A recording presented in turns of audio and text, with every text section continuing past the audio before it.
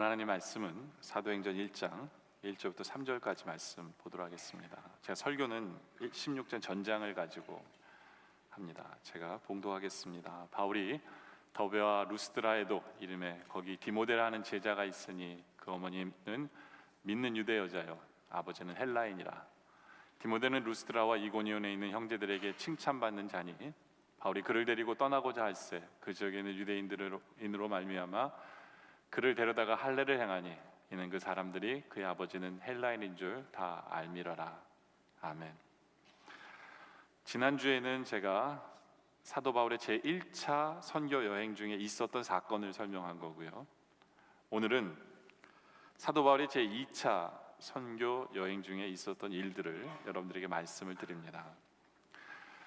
제1차 선교 여행은 시작할 때 굉장히 은혜롭게 시작을 해요. 그런데 제2차 선교 여행은 떠나기 전부터 굉장히 일들이 있습니다. 은혜롭지 못해요. 솔직하게 얘기하면 은혜롭지 못했어요. 왜냐면 우리가 생각지도 못한 일이 발생하는데 그게 뭐냐?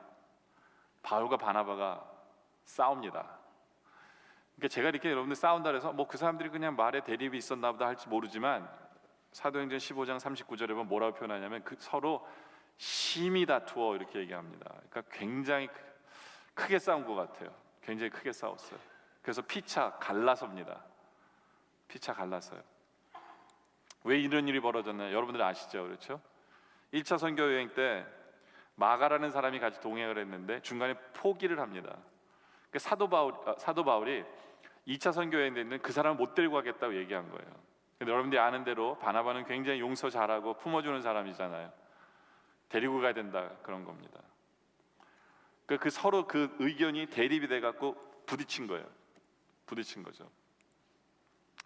물론 두 사람의 중심은 하나님의 나라예요. 자기의 그 생각 때문에 그런 게 아니라 하나님의 나라와 하나님의 사역이 더 잘 되게 하기 위해서 부딪혔어요.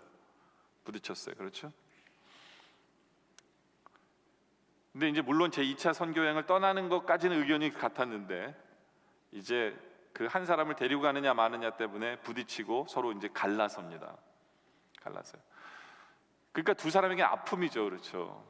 주의 일을 하는데 사람을 잃어버린다, 함께하지 못한다는 아픔을 안고 이제 2차 선교 여행을 양쪽 다 떠납니다. 양쪽 다 떠나요. 그럼에도 불구하고 하나님의 선하심이 합력해서 선하심을 우리는 보게 되죠. 왜요? 그 덕분에 선교가 더 빨리 진행돼요. 왜냐하면 두 군데로 가기 때문에 두 그룹에서 빨리 가게 되고, 그리고 무엇보다도 하나님께서는 바울에게 또 다른 만남의 축복을 주세요. 만남의 축복을 줘요. 그게 제2차 선교 여행을 통해서 사도 바울은 하나님께서 만남의 축복을 주시는 것을 경험한 게 2차 선교 여행이 아닐까라고 볼 수 있거든요. 그래서 오늘 설교 제목이 뭐냐면 만남의 축복을 주시는 하나님이에요. 우리 아까 그래서 인사했죠. 만남의 축복을 주신 하나님 감사합니다 라고 인사를 했습니다. 첫째로는 그렇다면 누구와의 만남일까? 첫째는 디모데와의 만남입니다. 디모데의 만남. 오늘 말씀 1절에 보면 이렇게 시작하죠. 바울이 더베와 루스드라에도 이름에 거기 디모데라 하는 제자가 있습니다. 디모데라 하는 제자가 있어요. 그의 어머니는 믿는 유대 여자요 아버지는 헬라인이라. 그렇죠? 제자가 있다는 얘기는 이미 디모데는 믿었다는 얘기죠. 그렇죠? 바울이 오기 전에 이미 제자였어요. 근데 사도 바울에게는 이 루스드라라는 이 지역이, 디모데를 만난 이 지역이 솔직히 경험상 좋은 지역이 아니에요. 오히려 트라우마가 있는 지역이에요. 트라우마가 왜냐 하면 1차 선교 여행 때 사도 바울이 죽기까지 돌에 맞은 지역이에요. 루스드라가 사도행전 14장 19절에 보면 유대인들이 안디옥과 이고니온에서 와서 무리를 충동하니 그들이 돌로 바울을 쳐서 죽은 줄 알았어요. 그러니까 죽기까지 돌에 맞은 거예요. 그리고 시외로 끌어내는지라. 어디냐? 여기가 루스드라예요. 박해를 가장 심하게 받은 거예요. 그런데 사도 바울이 용기를 내서 다시 루스드라로 들어간 거예요. 그런데 바로 그 박해를 가장 심하게 받은 그곳에서 사도 바울은 디모데라는 사람을 만납니다. 디모데라는 사람을 만나요.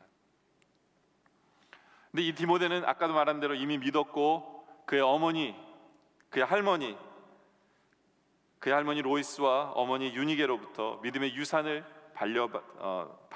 물려받은 믿음의 청년이었어요. 믿는 것뿐만 아니라 이 사람이 어떤 사람이었느냐 하면 2절에 보니까 디모데는 루스드라와 이고니에 있는 형제들에게 칭찬을 이미 받고 있었던 사람이에요. 칭찬을 이미 받고 있었던 사람이에요.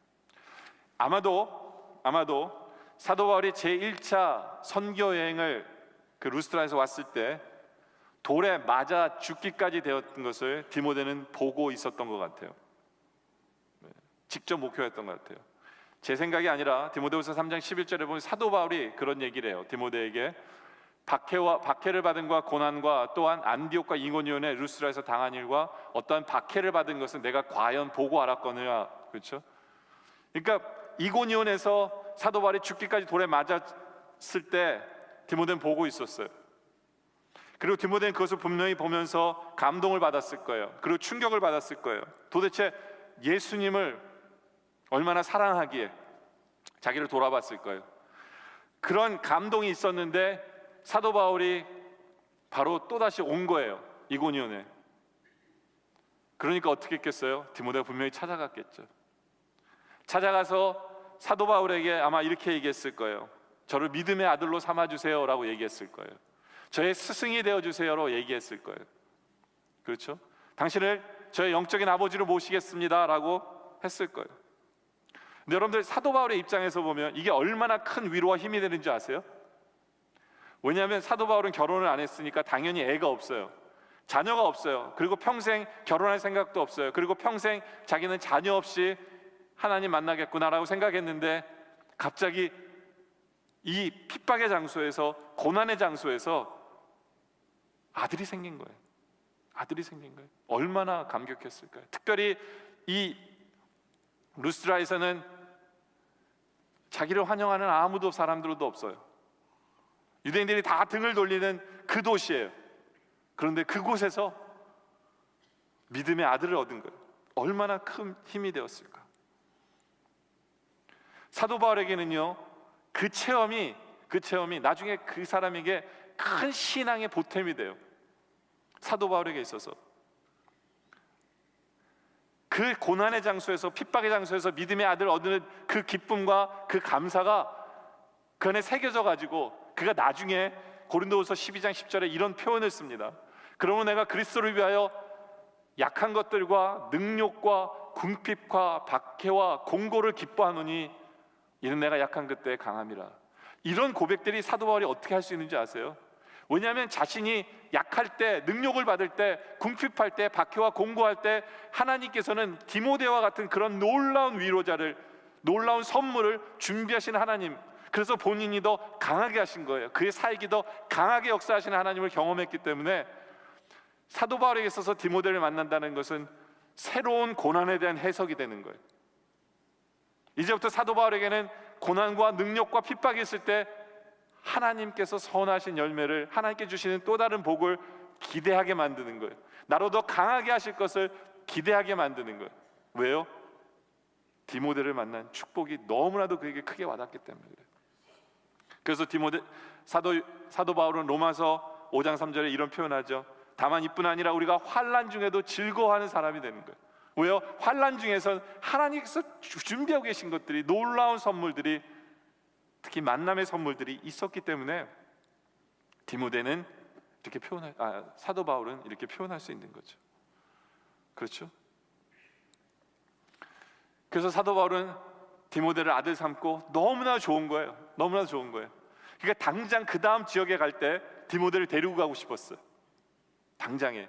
근데 디모데를 데리고 가고 싶었는데 문제는 디모데는 할례를 아직 안 받았어요. 안 그래도 유대인들에게 수많은 핍박을 받고 있는데 유대인들을 또 만날 때 디모데가 할례 안 받은 거, 그의 아버지가 이방인이기 때문에 할례를 안 받은 거 가지고 꼬투리 잡을까 봐 당장 데리고 가고 싶어서 어떻게 하냐면 당장에 디모데에게 할례를 줘요. 왜요? 같이 데리고 다니려고. 할례 주고, 그렇죠? 그리고 당장에 디모데를 데리고 다닙니다. 그래서 빌립보에 가면 빌립보에 데리고 가고, 데살로니가 가면 데살로니가 가고, 로마 감옥에 갈 때에도 디모데에게 오라 그럽니다. 함께하고 싶은 사람이에요. 디모데는 바울에게 큰 위로와 힘과 격려가 되는 사람이에요. 환난 중에 만난 위로의 아들이었어요.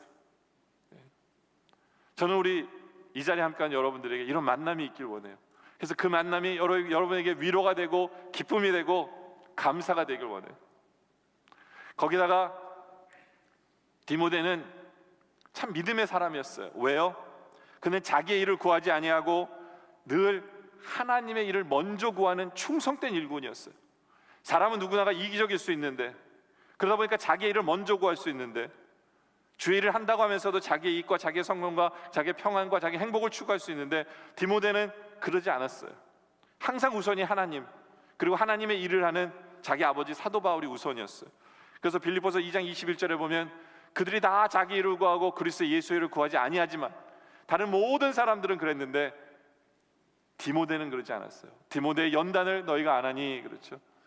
자식이 아버지에게 함같이 나와 함께 복음을 위하여 수고하였느니라. 이게 디모데였어요. 항상 하나님 우선, 그리고 사도 바울과 함께 하나님의 일을 하는 것, 얼마나 큰 힘이 됐겠어요. 수많은 사람이 사도 바울과 시작할 때는 뭔가 되는 것 같았는데 떠났어요. 세상이 좋아서 뭐 애들 때문에, 식구 때문에, 먹는 것 때문에, 물질 때문에 떠났어요. 디모데는 그러지 않았어요. 디모데는 그러지 않았어요.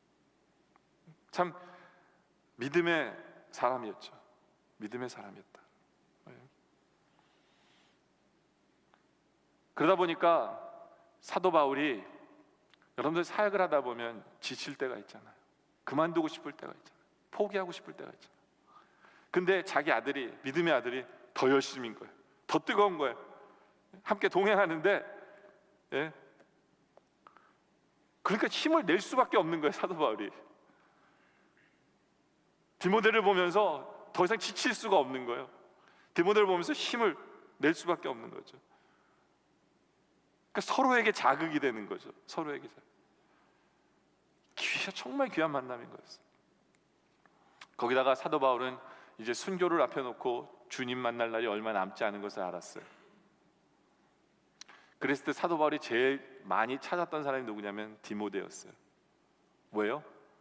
이제 자기의 다음 세대를 맡기고 싶은 사람이 있었는데 그 사람이 디모데였기 때문에. 그래서 디모데후서 4장 9절에 보면 디모데에게 그런 얘기합니다. 야, 어서 빨리 와라 나에게.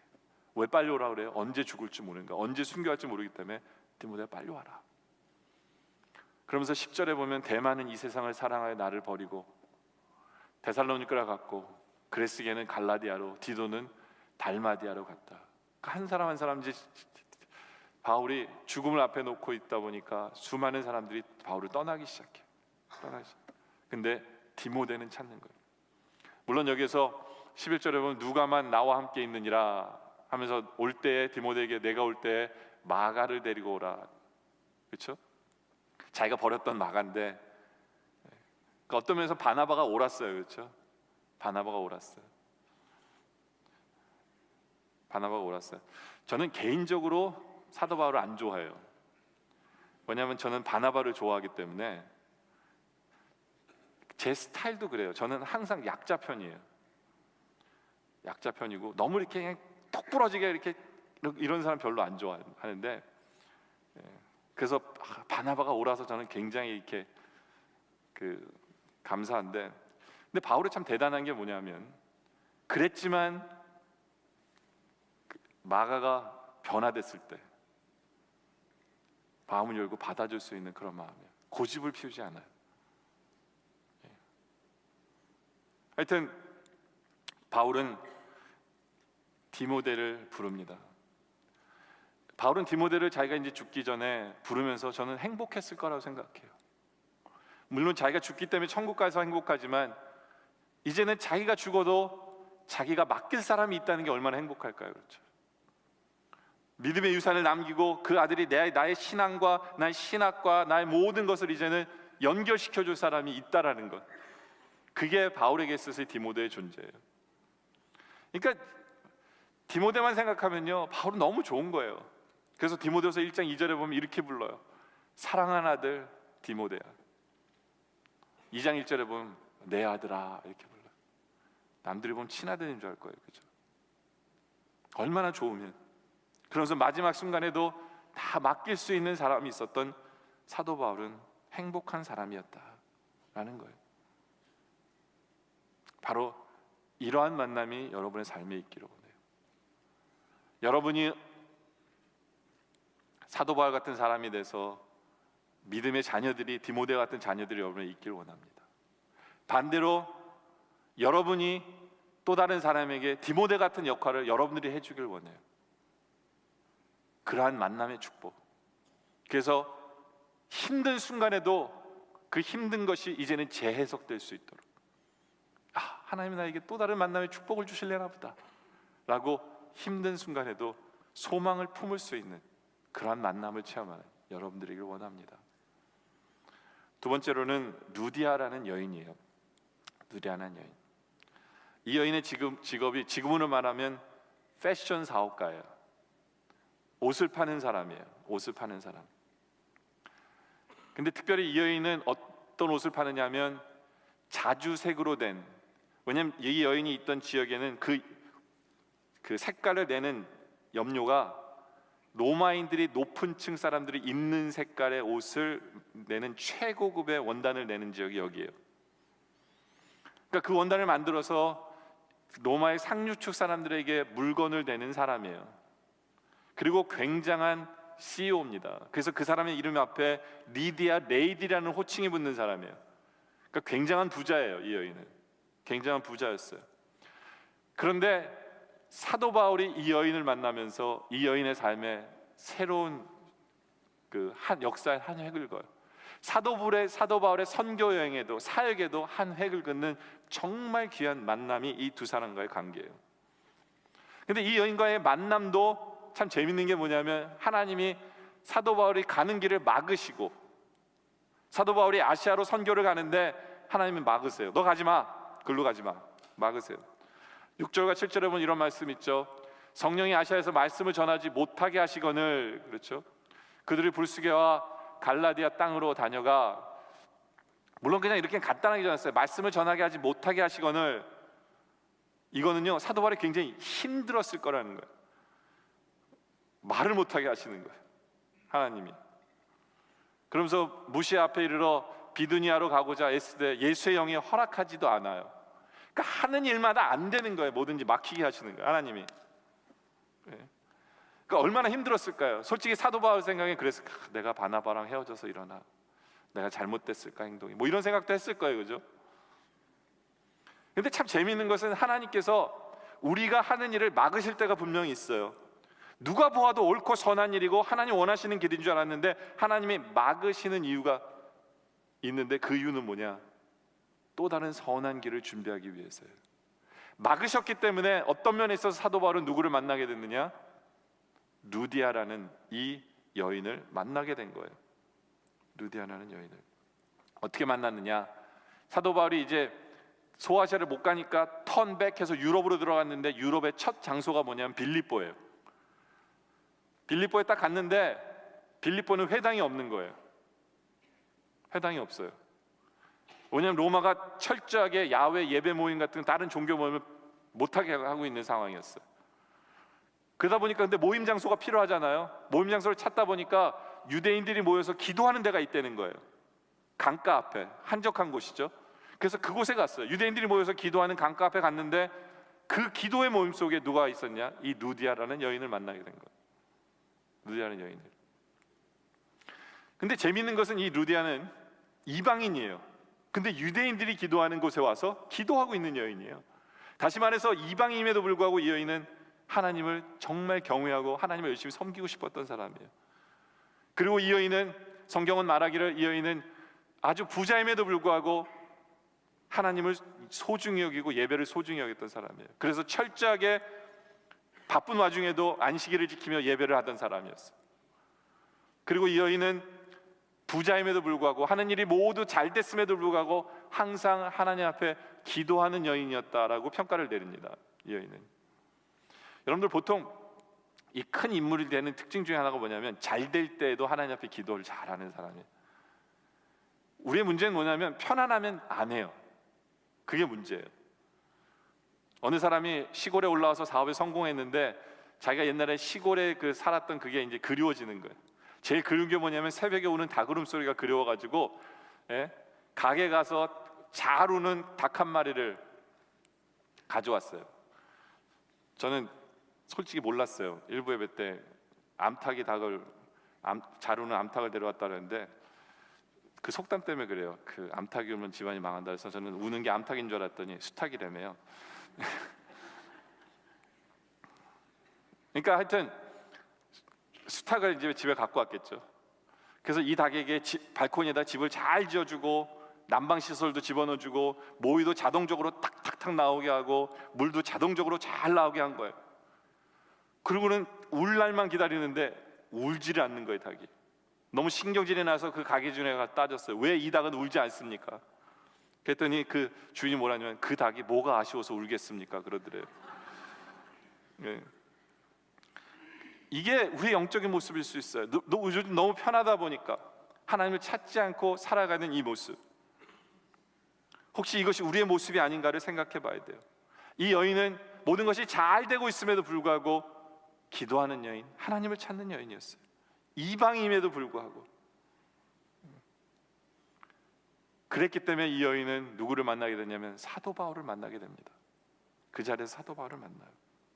그리고 사도 바울을 만나고 이 여인의 삶은 완전히 변화돼요.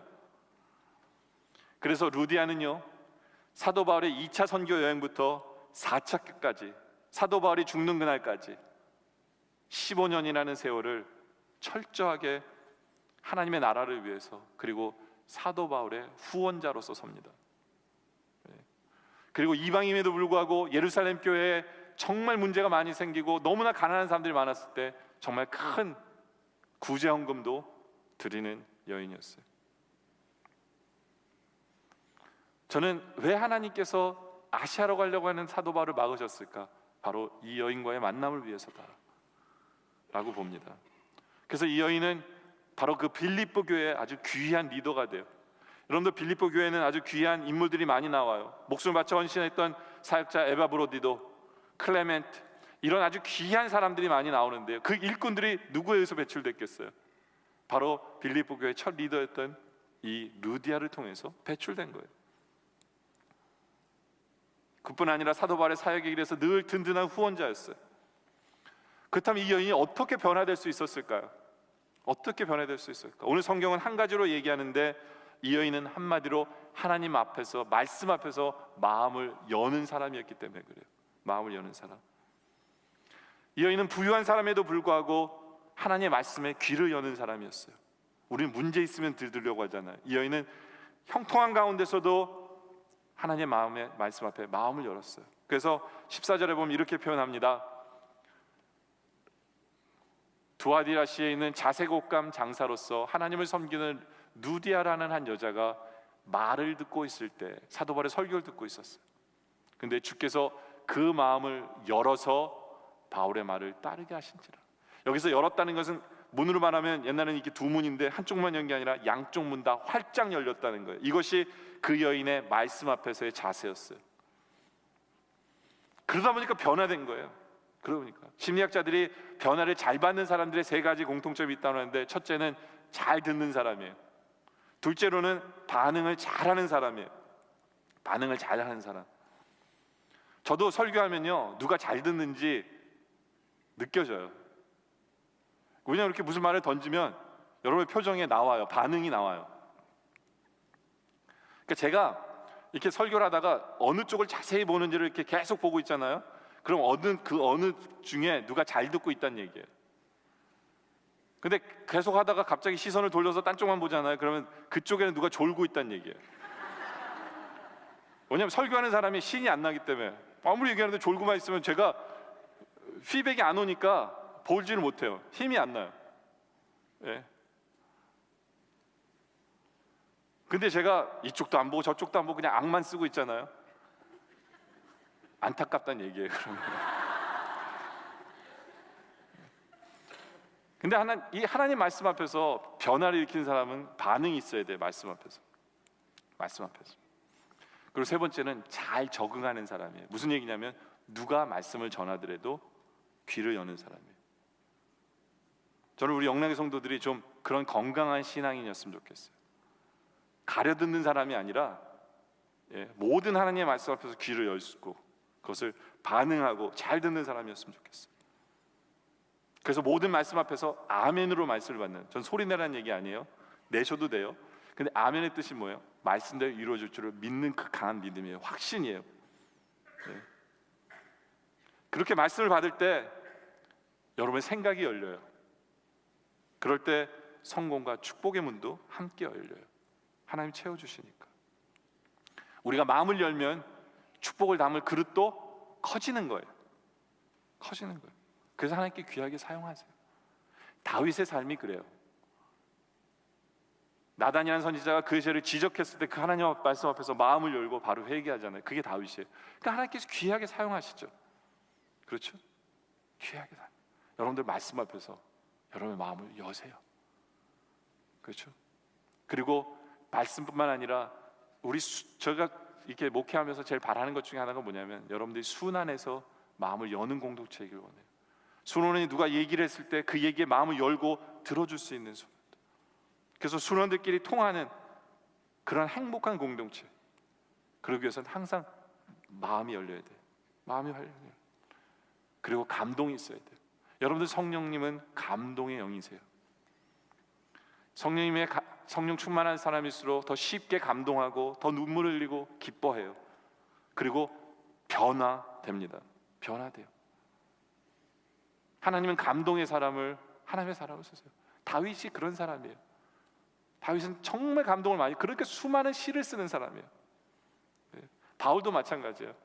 바울은 한 번의 감동으로 하나님이 그를 부르시는, 다메섹도에서 부르신 그 한 번의 감동으로 끝까지 주님을 섬기는 사람이에요. 감동의 사람. 그것이 여러분이길 원해요.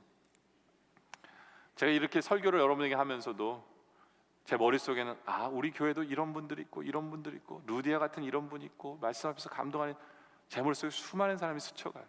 감사하게도.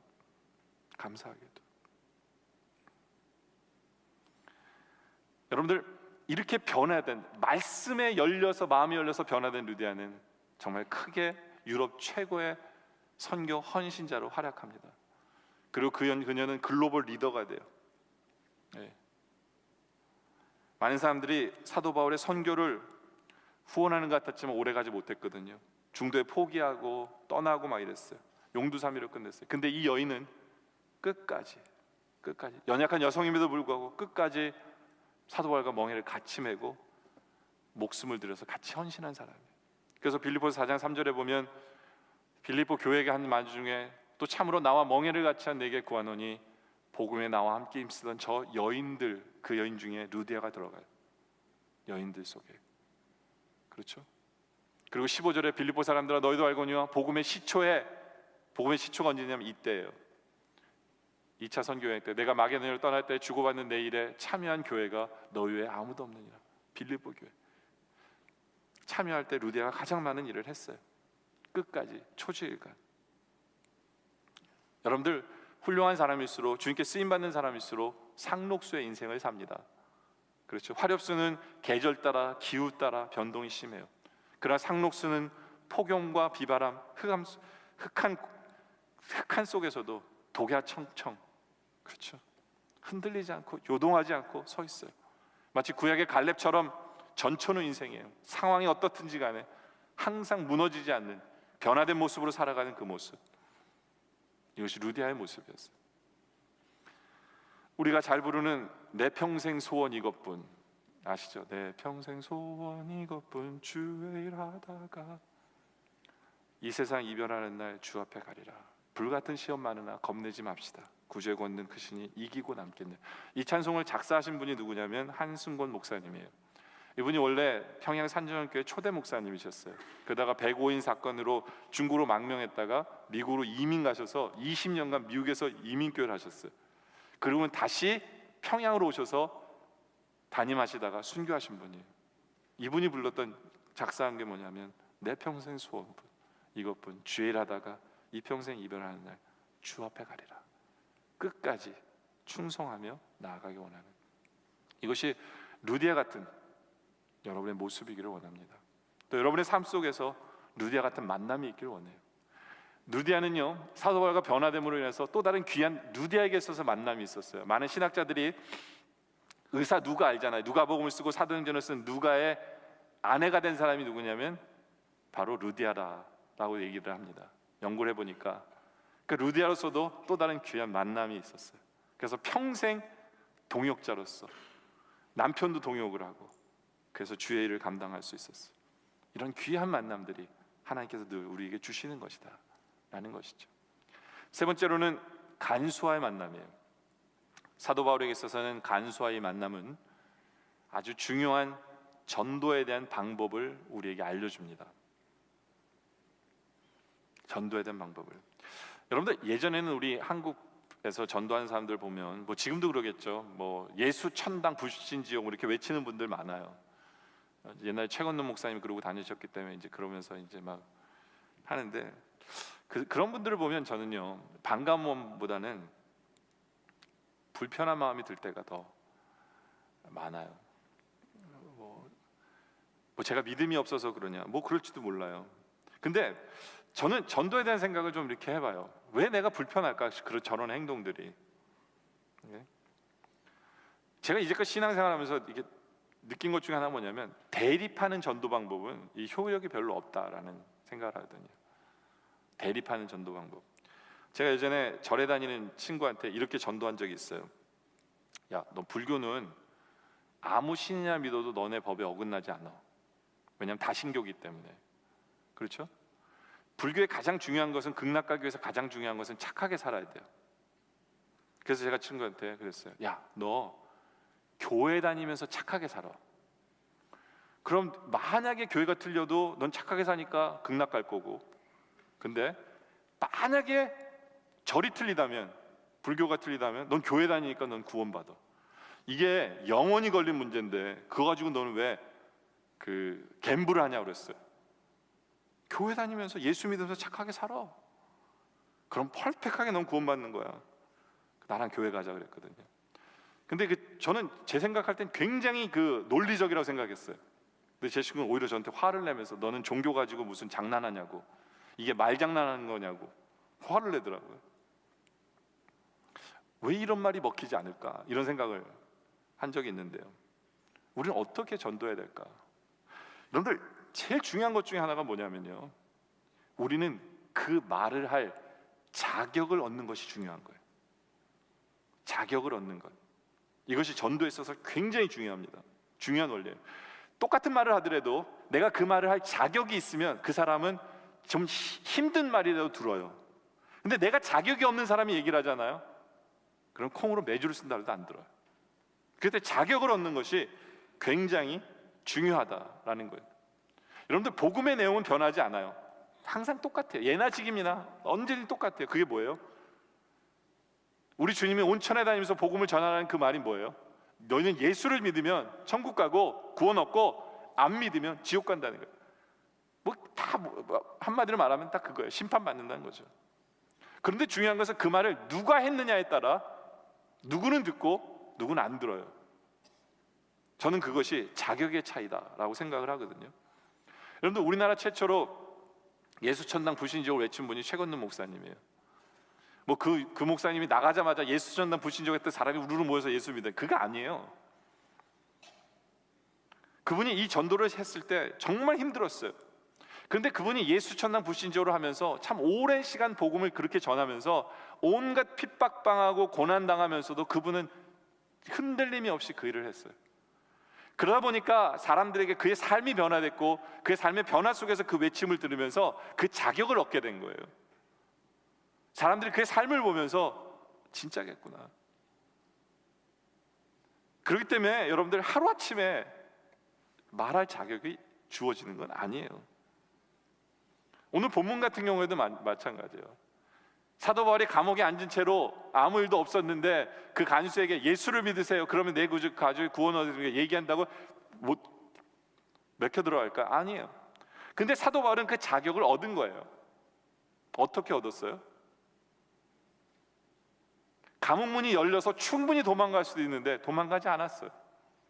그리고 그 외에 정말 말할 자격을 수없이 얻었어요. 그러다 보니까 사도 바울은 한마디도 안 했는데 오히려 간수가 와서 뭐라고 얘기합니까? 사도행전 16장 29절에 간수가 등불을 달라고 뛰어들어가 무서워 떨며, 왜 도망갔을 줄 알고. 근데 바울과 실라 그대로 있어요. 그러니까 그 앞에 엎드려서 어떻게 합니까?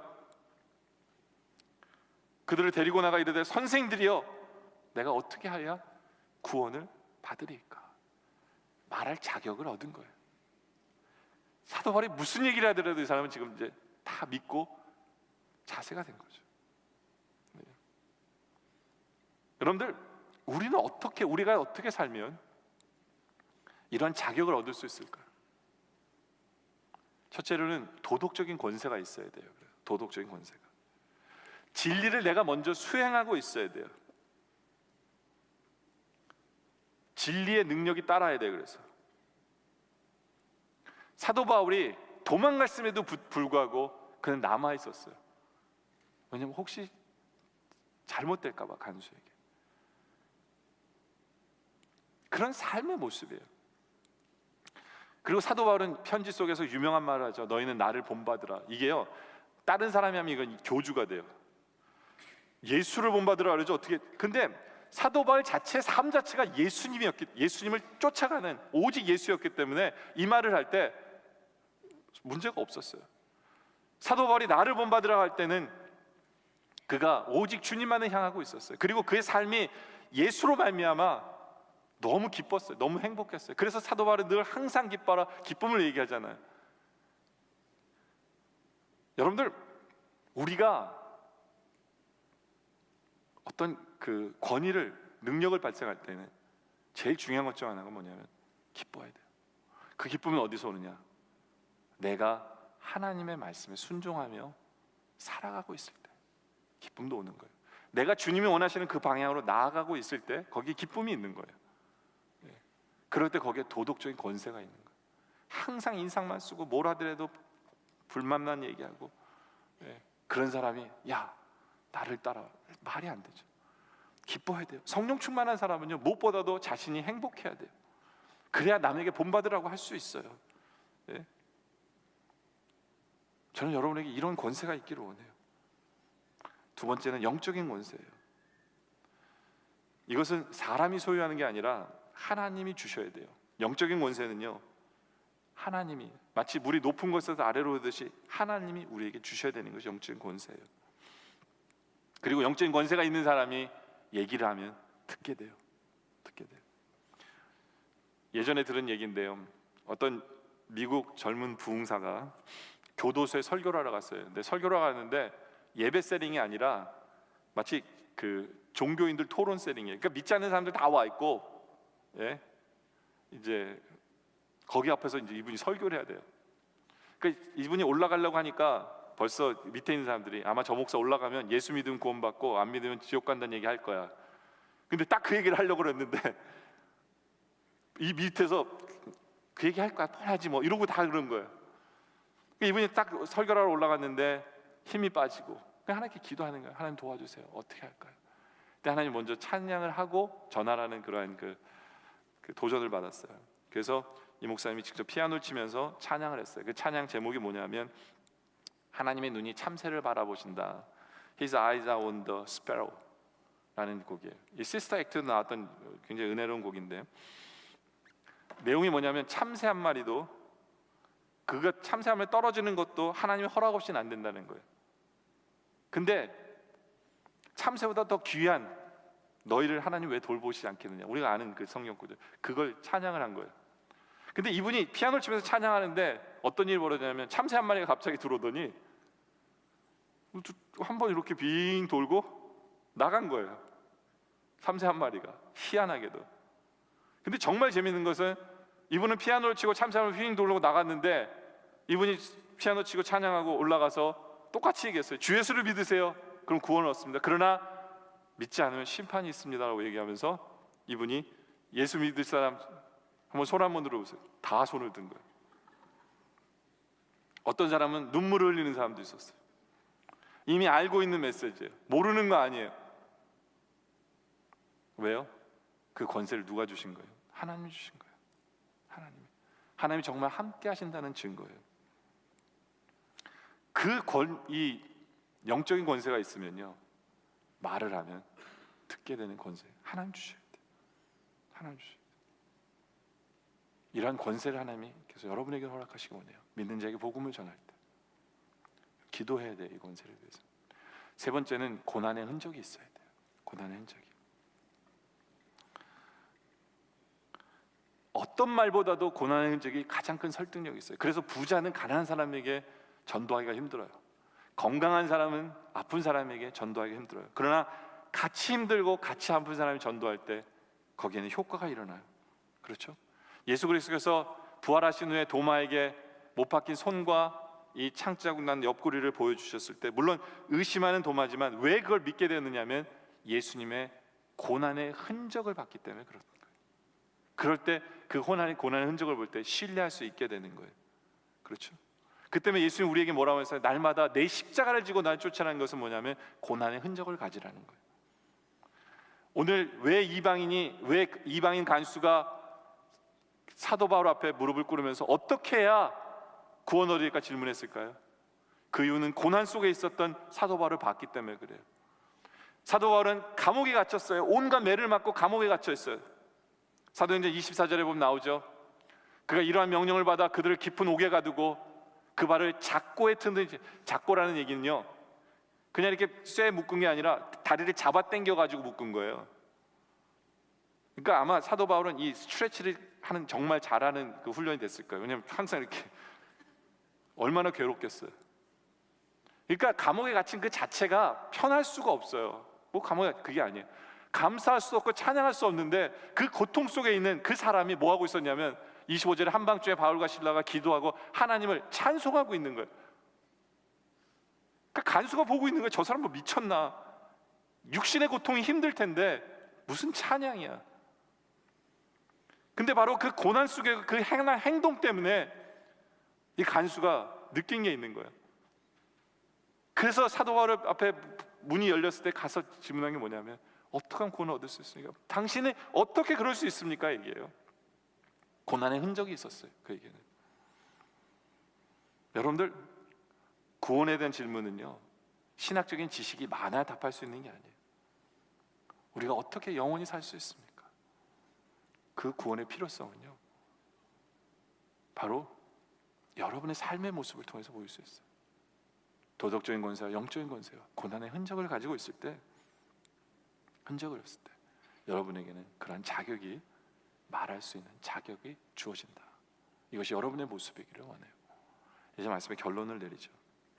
제가 일부 예배 때도 설교하고 어제 주일 설교도 준비하면서 느낀 게 뭐냐면 정말 나는 복받은 사람이다라는 생각을 합니다. 왜냐하면 다른 것 때문이 아니라 여러분과의 만남의 축복을 주신 것을 느끼기 때문에 그래요. 하나님께서는 정말 저에게 영락교회 성도들이라는 만남의 축복을 주셨어요. 정말 감사한데 제가 바라기는 여러분에게도 이러한 만남의 축복들이 있기를 원해요. 여러분의 삶 속에 디모데와 같은 만남의 축복. 그래서 그 사람만 생각하면 여러분의 고난이 닥쳐도 하나님이 나에게 정말 좋은 곳으로 준비하실 거야라는 확신이 올 수 있는 그러한 만남. 항상 위로가 되고 힘이 되고 신앙적으로도 도전이 되고, 포기하고 싶을 때 옆에 있는 그 디모데 같은 여러분의 만남을 통해서 여러분도 같이 힘을 얻고, 그래 내가 이러면 안 되지, 그런 만남이 여러분에 있기를 원해요. 또 말씀 앞에서 변화되어진 그 루디아 같은 그런 만남, 변함없이 끝까지 여러분들과 함께하는, 서로의 필요를 채워주고 함께하는 루디아와 같은 그런 만남이 여러분에게도 있기를 원해요. 그리고 이제는 여러분이 도덕적인 권세와 영적인 권세와 고난의 흔적을 가졌기에 이제는 믿지 않는 사람들과의 만남을 통해서 여러분들이 전도할 수 있는 만남, 그래서 여러분을 통해서 수많은 영혼들이 주님 앞으로 인도함을 받는 그러한 만남을 누리는 여러분들의 모습 되어지시기를 주님의 이름으로 축원합니다. 기도드리겠습니다. 아버지 하나님, 감사합니다. 영락이라는 이름으로 수많은 믿음의 동역자들을 만나게 하시고 함께 교제하게 하시고 함께 주의 나라를 향해 나아가게 하심에 감사합니다.